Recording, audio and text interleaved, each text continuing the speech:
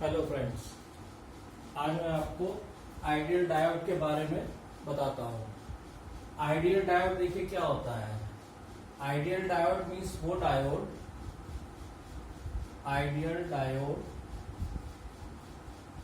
Diode माना जाता है जो फॉरवर्ड बायस में एक परफेक्ट कंडक्टर की तरह कार्य करे।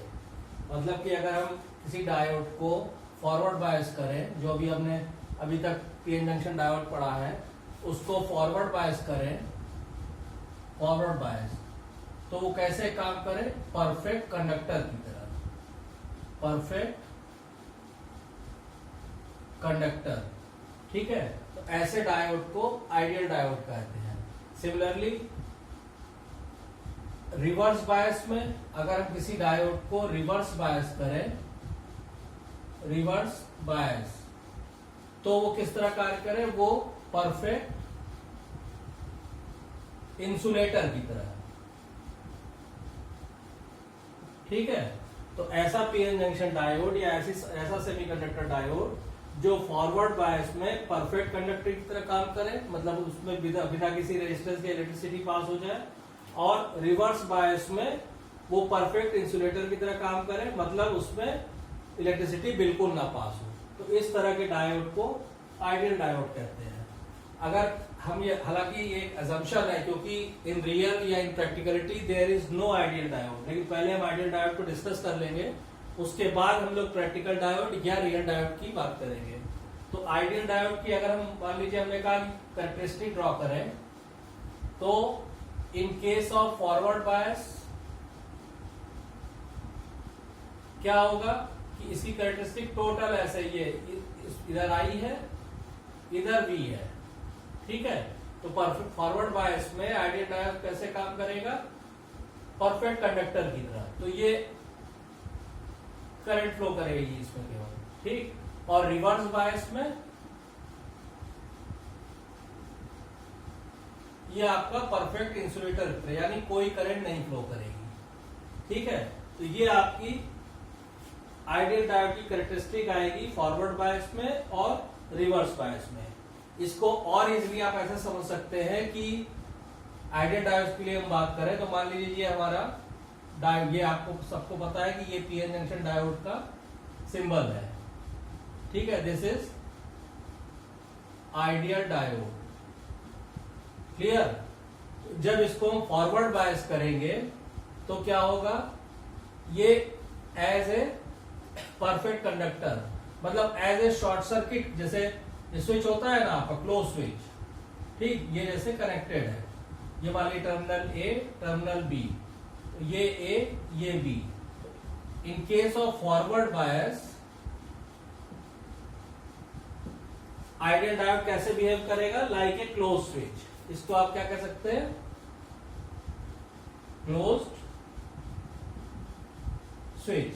तो in case of forward bias ideal diode act as a close switch, मतलब उसके थ्रू करंट बहेगी, कोई रेजिस्टेंस नहीं ऑफर होगा, कुछ नहीं ऑफर होगा, तो that is called an ideal diode. और इन केस ऑफ, ये तो फॉरवर्ड बायस के केस में हो गया परफेक्ट कंडक्टर की तरह। रिवर्स बायस के केस में क्या होगा? ये मान लीजिए आपका आइडियल डायोड है, ठीक है, टर्मिनल ए बी, इसको हमने फॉरवर्ड बायस किया था, यानी इस तरह। यहां पे हम रिवर्स बायस कर रहे हैं, यानी ये इसका पी टर्मिनल नेगेटिव से कनेक्ट है और एन टर्मिनल पॉजिटिव से। तो क्या होगा? It will act as a open circuit, open switch, ऐसे।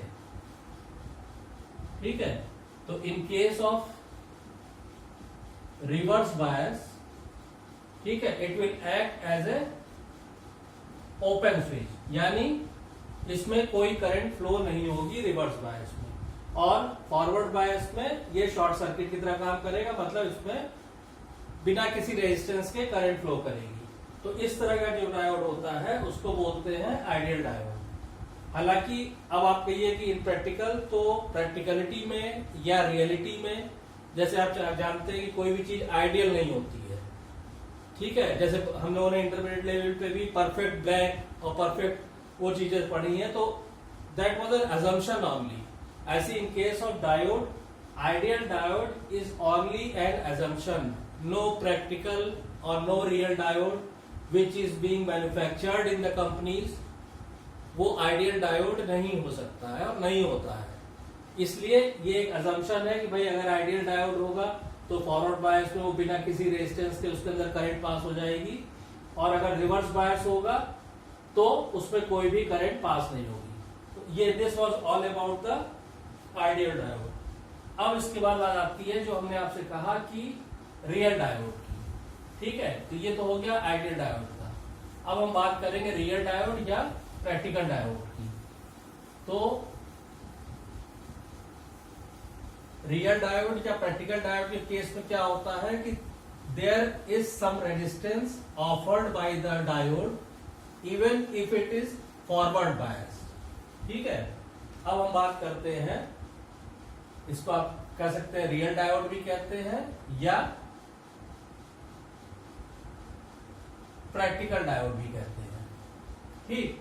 तो in case of practical diode क्या होता है कि जब हम इसको फॉरवर्ड बायस करते हैं, ठीक है, तब भी क्या होता है कि जब इसमें से करंट फ्लो करती है, जब इसको हम फॉरवर्ड बायस करेंगे, ठीक है, तो भी इसमें क्या होता है कि करंट फ्लो करती है but it offers certain resistance. Clear. तो जो आपका रियल या प्रैक्टिकल डायोड होता है वो फॉरवर्ड बायस में भी करंट फ्लो में कुछ रेजिस्टेंस ऑफर करता है, जबकि आइडियल केस में वो नहीं होना चाहिए। लेकिन अब हम लोग बात कर रहे हैं रियल डायोड की, ठीक है। तो इस तरह के डायोड को रियल या प्रैक्टिकल डायोड कहते हैं, ठीक। अब इसमें डायोड तो जब रेजिस्टेंस ऑफर करता है तो that resistance is called diode resistance, diode resistance, ठीक है। This diode resistance is the resistance which is being offered या which is offered by the diode when an electricity flows into it। जब इसके अंदर कोई इलेक्ट्रिसिटी फ्लो करती है, जब हम इसके क्रॉस कोई वोल्टेज लगाते हैं, तो जब करंट फ्लो करती है तो ये डायोड कुछ रेजिस्टेंस ऑफर करता है, उसको डायोड रेजिस्टेंस कहते हैं, ठीक। डायोड रेजिस्टेंस कितने तरह के होते हैं? दो तरह के होते हैं। एक होता है स्टैटिक रेजिस्टेंस और दूसरा होता है डायनेमिक रेजिस्टेंस, ठीक है। ये कैसे हम निकालेंगे? तो देखिए, जैसे हमने देखा हुआ है कि डायोड की फॉरवर्ड कैरेक्टरिस्टिक कैसे होती है, इस तरह होती है, this is voltage, this is current, ठीक। पहले हम स्टैटिक रेजिस्टेंस की बात करते हैं इसकी। तो in case of static resistance क्या होगा कि भाई स्टैटिक का मतलब क्या हुआ? डीसी, ठीक है। तो सिंपल क्या होगा कि जैसे मान लीजिए आपने कहा कि इस पॉइंट पे रेजिस्टेंस बताइए, ठीक है। तो आप ये वोल्ट से O, this is A, this is B, ये वोल्टेज हो गया, ये करंट हो गया। तो सिंपल आप यहां लिख सकते हैं कि साहब R D C is equal to O A upon O B, या जो भी आपका वोल्टेज अपॉन करंट, सिंपल। ये मान लीजिए यहाँ पे वोल्टेज से हमने कुछ भी लिखा कि से वी एफ हुआ, यहाँ हमने कहा कि साहब या इसको आप आई एफ कर दीजिए, इसको वी एफ कर दीजिए, ताकि forward voltage forward current clear रहे। अब यहाँ पे हमने कहा कि वोल्टेज कितना है? वी है, और यहाँ पे करंट कितनी है? आई है। तो इस पॉइंट पे, इस पॉइंट पी पे रेजिस्टेंस कितना होगा?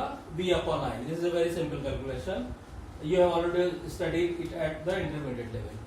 अब नेक्स्ट चीज आती है डायनेमिक रेजिस्टेंस की। डायनेमिक रेजिस्टेंस क्या होता है कि इन केस ऑफ एसी, ठीक है, why it is called dynamic resistance, sorry, in case of dynamic resistance. तो in case of AC, AC आपको क्या, आपको पता है एसी क्या होती है? टाइम के साथ चेंज होने वाली करंट या वोल्टेज होता है, मतलब दैट चेंजेस विद टाइम। तो किसी पर्टिकुलर टाइम पे आप उसको नहीं कैलकुलेट कर सकते उसका रेजिस्टेंस। तो इसके लिए हम क्या करते हैं कि अगर इन केस ऑफ एसी हम क्या करते हैं कि दो इस जो पी पॉइंट है इस दो वैल्यू लेते हैं। मान लीजिए हमने कहा क्यू और यहां हमने लिया आर। अब हम ये देखेंगे कि ये क्यू पॉइंट पे क्या वोल्टेज है और आर पे क्या वोल्टेज और करंट है। ठीक, तो आर एसी क्या हो जाएगा से चेंज इन वोल्टेज कहां से क्यू से आर के बीच में। ठीक, और divided by change in current कहां से क्यू से आर के बीच में। ठीक है, ये आपका कहलाता है dynamic resistance of a real diode. तो ये है आपका रियल डायोड। ठीक है, अच्छा अब ये तो हो गया आपका ये दोनों रेजिस्टेंस जो मैंने डिस्कस किया, किसके लिए डिस्कस किया, फॉरवर्ड कैरेक्टरिस्टिक के लिए। ठीक है, this is for forward bias. अब रिवर्स रेजिस्टेंस की बात करेंगे हम, तो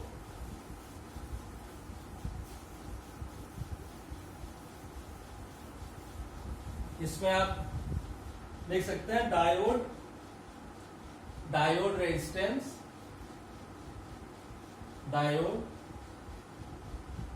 रेजिस्टेंस, रिवर्स बायस में।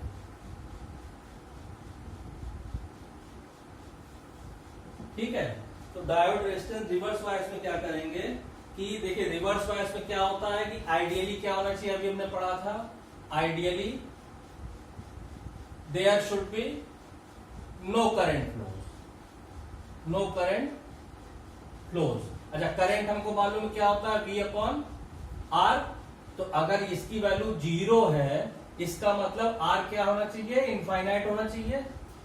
ठीक, लेकिन ये केस है आइडियल डायोड का। अब इन केस ऑफ प्रैक्टिकल या रियल डायोड क्या होता है कि ये केस नहीं होता कि कोई करंट ना फ्लो करे। रियल या प्रैक्टिकल में क्या होता है कि very small amount of current flows and that current is due to minority carrier. वो मैं अपनी प्रीवियस वीडियो में डिस्कस कर चुका हूं कि माइनॉरिटी कैरियर की वजह से कैसे करंट फ्लो करती है, आप उनको रिफर कर सकते हैं। तो very small amount of current flows. ठीक है, इसका क्या मतलब है, तो फिर अगर हम बात करेंगे, अच्छा तो अगर ऐसा है तो अगर करंट फ्लो कर रही है इसका मतलब V अपॉन R, तो R इसका मतलब हाई तो है या ये कहिए वेरी हाई है लेकिन इंफिनिटी नहीं है। ठीक, तो इनके और जबकि आइडियल के केस में इंफिनिटी होगा तब करंट की वैल्यू 0 आएगी। तो रियल या प्रैक्टिकल डायोड में क्या होता है कि रिवर्स बायस में very small amount of current flows due to minority carrier and the reverse resistance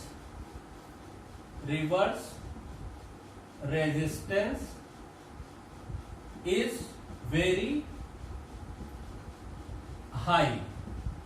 ठीक है, और वेरी हाई का मतलब ये हो गया आपका कि जो रिवर्स, अगर हम रिवर्स रेजिस्टेंस और reverse resistance and forward resistance का अगर हम रेशियो कैलकुलेट करें तो ये करीब आपका मान लीजिए अगर 10,000 है तो ये 1 के करीब आएगा। This is an idea. तो रिवर्स बायस में भी इसका रेजिस्टेंस इंफिनिटी नहीं होता प्रैक्टिकल या रियल डायोड का। आइडियल डायोड का होगा तो इंफिनिटी हम लेंगे, लेकिन प्रैक्टिकल या रियल डायोड के केस में इसका रेजिस्टेंस बहुत हाई होता है। और कितना हाई होता है, तो एक हम आइडिया ऐसे कंपेयर कर सकते हैं कि हम रिवर्स रेजिस्टेंस और फॉरवर्ड रेजिस्टेंस में ये इस ऑर्डर का रेशियो होता है। ठीक है, तो अच्छा ये जो रेशियो होता है आपका ये होता है बल्कि सिलिकॉन के केस में, इन केस ऑफ सिलिकॉन डायोड। ठीक है, और इन केस ऑफ जर्मेनियम डायोड ये आपका आ जाएगा करीब